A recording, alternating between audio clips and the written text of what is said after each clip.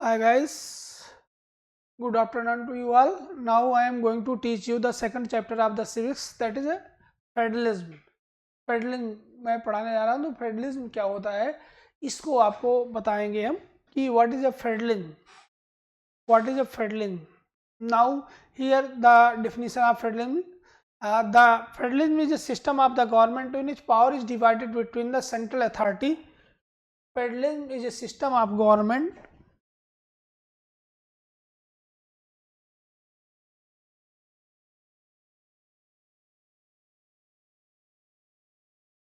federalism system of government in which power is divided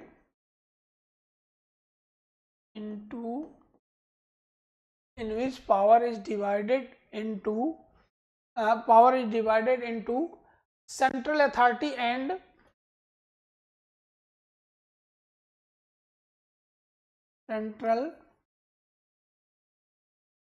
authority and various constituent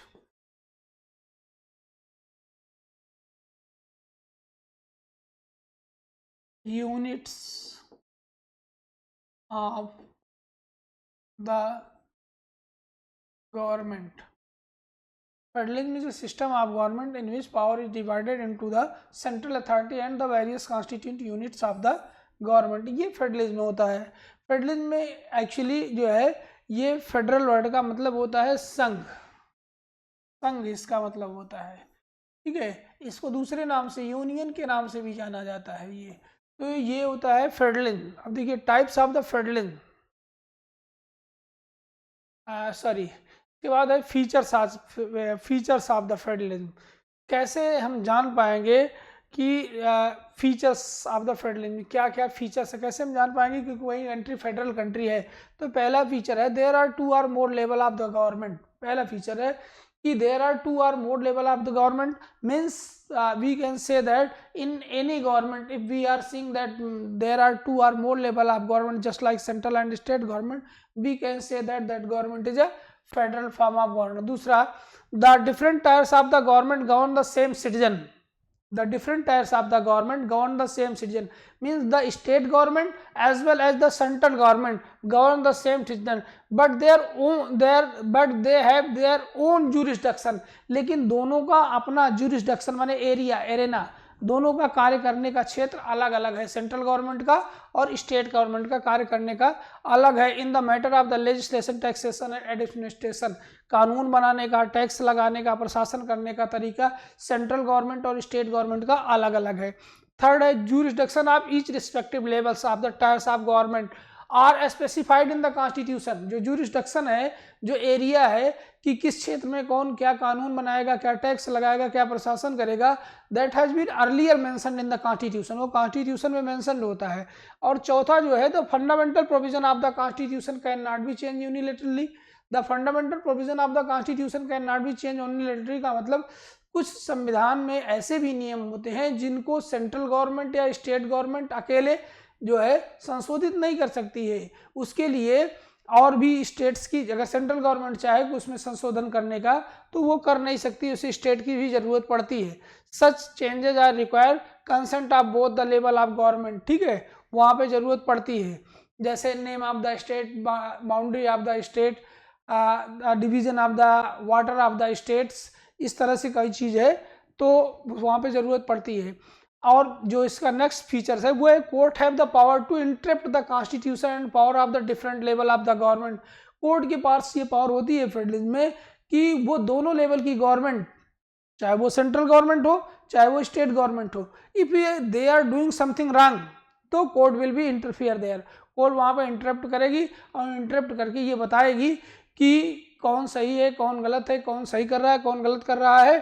ठीक है, और सब next जो फीचर है वो sources of the revenue for each level of the government are clearly. यही विवाद हो सकता था लेकिन इसीलिए ये कर दिया गया है कि it is a clear, earlier clear है, पहले से क्लियर गया है कि in which matter who will impose the taxation and who will collect the taxation. Mean the revenue, department of the revenue are clearly specified, वो clearly specified है constitution में.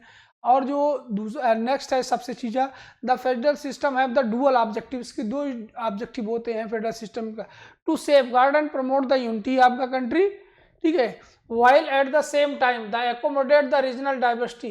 Therefore the two aspects are crucial for the institution and the practice of the federalism. Government at the different level should be agree to some rules and the power sharing. They should also trust that each would be abide by these parts of the agreement. An ideal federal system have both aspects, mutual trust and agreement live together. तो ये आपका था federalism हो गया, ठीक है. तो federalism हो गया, फेडरलिज्म का फीचर हो गया. There are two type of federalism, दो तरह के फेडरलिज्म होते हैं. एक होता है कमिंग टुगेदर फेडरलिज्म और दूसरा होता है holding together federalism. Coming together federalism में क्या होता है, कमिंग टू इफ स्टेट, ये देखिए इसको अगर आप ऐसे समझना चाहें तो ऐसे समझ सकते हैं.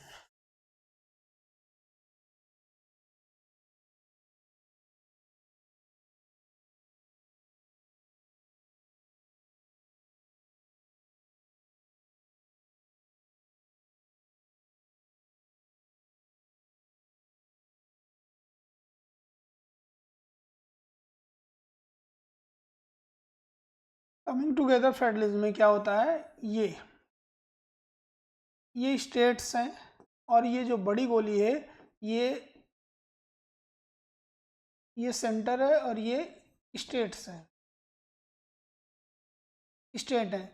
If the states want to join the centre, अगर स्टेट सेंटर को ज्वाइन करना चाहते, if the state want to join the centre for the security and for fulfilling their needs, then this type of federalism is known as coming together federalism. अगर states अपने आप centre से जुड़ना चाहता है अपनी सिक्योरिटी के लिए, अपनी नीड को फुलफिल के लिए, तब इस तरह के फेडरलिज्म को हम लोग कहते हैं कमिंग टुगेदर फेडरलिज्म. वहीं दूसरी तरफ जो होता है, ये आपको देखा मिलेगा यूएसए में, स्विट्जरलैंड में, और कहाँ पे मिलेगा, इस यूएसए, स्विट्जरलैंड और ऑस्ट्रेलिया, ये इन जगहों पे देखने को मिलेगा. Now next type of federalism that is holding together federalism.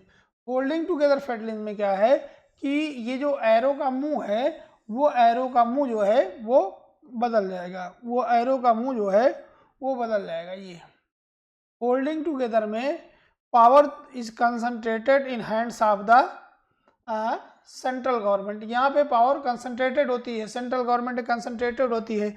They join with each other, वो सबको ज्वाइन किए रहता है, अपने शासन की सुविधा के लिए वो अपनी पावर को डिवाइड करता है इन द डिफरेंट स्टेट्स, लेकिन मूल पावर जो है उसके पास ही होती है. If any state want to become the independent state, independent nation, they can not be become independent, ऐसा नहीं हो सकते हैं. तो इसको हम लोग कहते हैं holding together federalism. India is a good example of holding together federalism.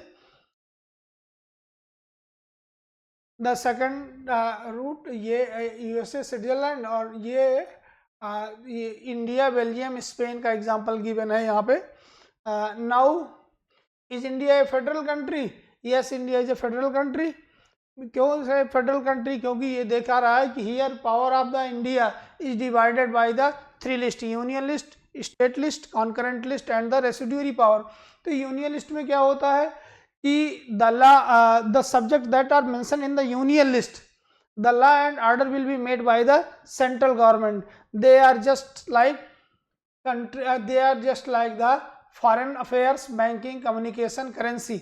इन पे जो रूल एंड रेगुलेशन बनेगा वो सेंट्रल गवर्नमेंट बनाएगी, स्टेट गवर्नमेंट इसमें नहीं बनाएगा. स्टेट लिस्ट वो होती है, the list contains the subject state and the local importance such as the police, trade, commerce, agriculture, irrigation. ये वेरी इंपॉर्टेंट है, बोर्ड में पूछा भी जाता है कि कौन से सब्जेक्ट किस लिस्ट में है. तो इस पे जो रूल एंड रेगुलेशन बनाया जाएगा वो स्टेट गवर्नमेंट द्वारा. और द कॉन्करेंट लिस्ट में जो सब्जेक्ट होते हैं उस पे जो बनता है लॉ एंड ऑर्डर, उस पे दोनों बनाते हैं, सेंट्रल गवर्नमेंट और स्टेट गवर्नमेंट दोनों बनाते हैं. तो the subject of the concurrent list is education, forest, trade unions, marriage, adaptation, succession. इस पे दोनों कानून बनाते हैं central government as well as state government. Both can make the law and order. But in the case of the dispute, if there is any dispute arises between the central government and the state government किसी तरह का बनता है, तो the law made by the central government will be prevail. जो central government के द्वारा law बनाया गया है वो प्रिवेल माना जाएगा और स्टेट गवर्नमेंट का खत्म कर दिया जाएगा। और एक और भी है रेसिडुअरी पावर। रेसिडुअरी पावर होती है कि constitution some subject came into the existence after making the constitution.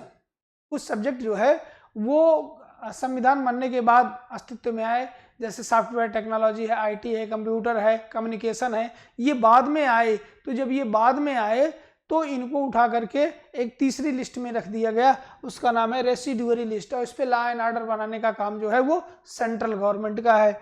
तो इस तरह से हम लोग देख रहे हैं कि जो पावर इंडिया की है वो डिवाइड है कॉन्स्टिट्यूशन के अकॉर्डिंग, इसलिए हम कह सकते हैं कि इंडिया क्या है वो जो है फेडरल कंट्री है। हाउ फेडरलिज्म में प्रैक्टिस, तो पहले तो लैंग्विस्टिक स्टेट 1947 में जब बाउंड्री बनी देश की, भारत और पाकिस्तान आज़ादी मिली, तो कुछ some states were created on the basis of the language. कुछ स्टेट लैंग्वेज के आधार पर बनाए गए, but to recognize the different based on the culture, ethnicity और द जोग्राफी।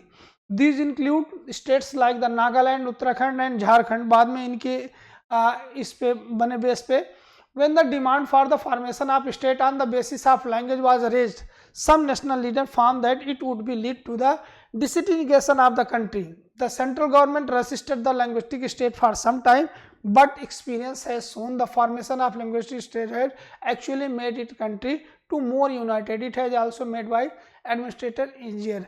तो इसमें सबसे पहले जो है वो भाषा के आधार पर जब राज्य बनने लगे तो भाषा के आधार पे पहला राज्य आंध्र प्रदेश बना। तो ये और इसके बाद दिया गई कि which language will be decided जैसा national language of the country, इस पे बहुत विवाद हुआ। तो ये लैंग्वेज पॉलिसी बनाई गई, क्यों? क्योंकि सारे जो लैंग्वेज थी वो सब नेशनल लैंग्वेज बनने की होड़ में थी। Hindi can become the national language of the country, बन सकती थी, लेकिन only 40% peoples of the country speaks the Hindi. तो और जो स्टेट्स के लोग थे, साउथ के, ईस्ट के इंडिया के जो है, ये सब लोगों ने विरोध किया कि नहीं, हिंदी नहीं बनेगी जो है, ठीक है, Hindi can not made the national language. तो इसलिए हमारे यहाँ इंडिया की there is no national language of India.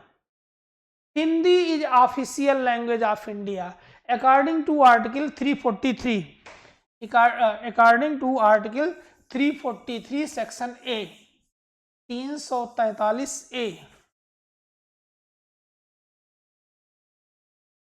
343 A article है कॉन्स्टिट्यूशन की। इसमें हिंदी इज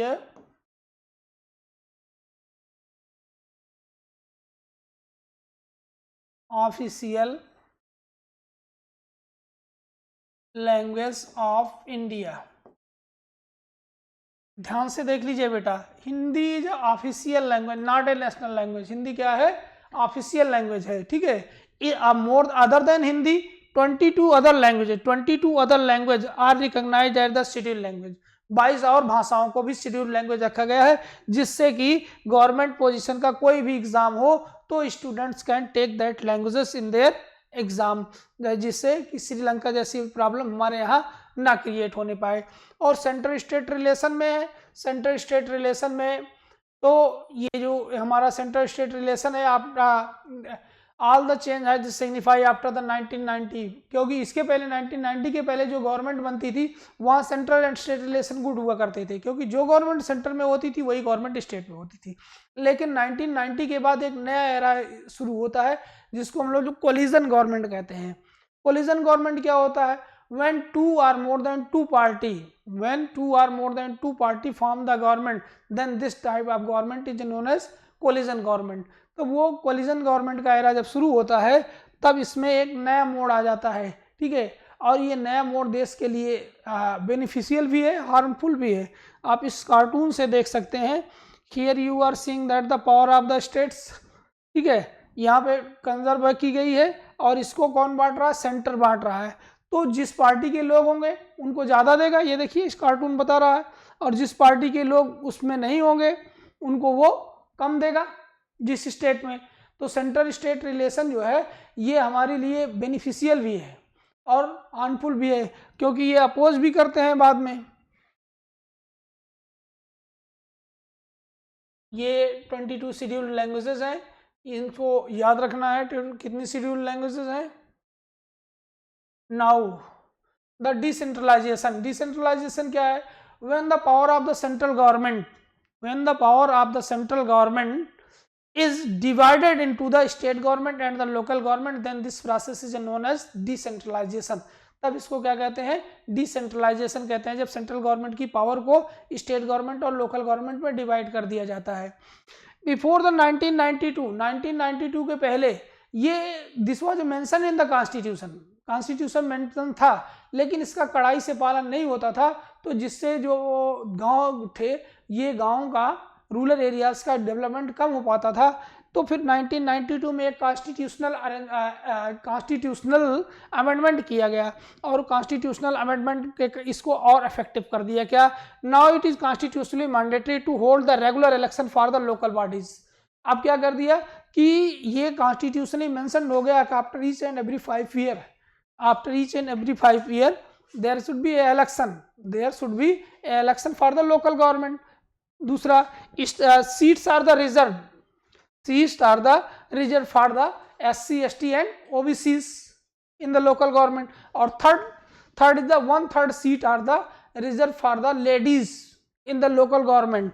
और फोर्थ है an independent institution called the state election commission. क्यों?